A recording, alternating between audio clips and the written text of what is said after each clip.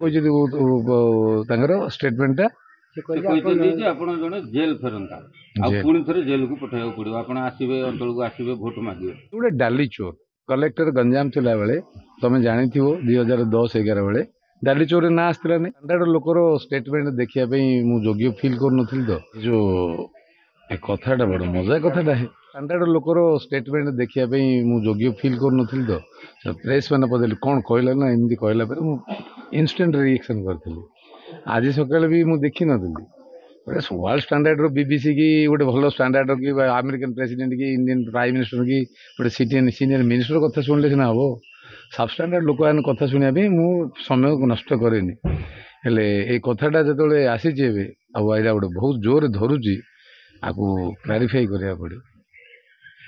କ'ଣ କହିଲେ କ'ଣ କହିଛନ୍ତି ତାଙ୍କର ଷ୍ଟେଟମେଣ୍ଟଟା ସେ କହିଛନ୍ତି ଯେ ଆପଣ ଜଣେ ଜେଲ୍ ଫେରନ୍ତା ଆଉ ପୁଣି ଥରେ ଜେଲକୁ ପଠାଇବାକୁ ପଡ଼ିବ, ଆପଣ ଆସିବେ ଅଞ୍ଚଳକୁ ଆସିବେ ଭୋଟ ମାଗିବେ।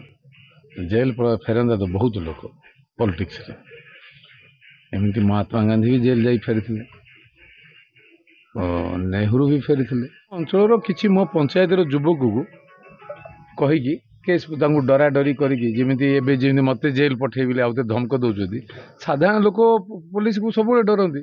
ତାଙ୍କ ଆଧାରରେ ଗୋଟେ 5ଟି ନା 6ଟି କେସ୍ ବ୍ରହ୍ମପୁରରେ ଦେଇଛନ୍ତି ଆଉ ଭୁବନେଶ୍ୱର ଗୋଟେ କେସ୍ରେ ଯେଉଁଟା ଆରେଷ୍ଟ ମୋତେ କରି ପଠେଇଦେଲେ। ଚିଙ୍ଗୁଡ଼ି ମୋ ସାନ ଭାଇଟା କେଞ୍ଚୁଆ ନୂଆ ପାଣିରେ କେଞ୍ଚୁଆ ପଲିଟିକ୍ସରେ ସିଏ କେଉଁ ଆଧାରରେ କହୁଛି ଯେ ତାଙ୍କୁ ମୁଁ ଜେଲ୍ ପଠେଇବି। ଗୋଟେ ଡାଲି ଚୋର କଲେକ୍ଟର ଗଞ୍ଜାମ ଥିଲାବେଳେ ତମେ ଜାଣିଥିବ 2010-11 ବେଳେ ଡାଲି ଚୋରରେ ନାଁ ଆସିଥିଲା।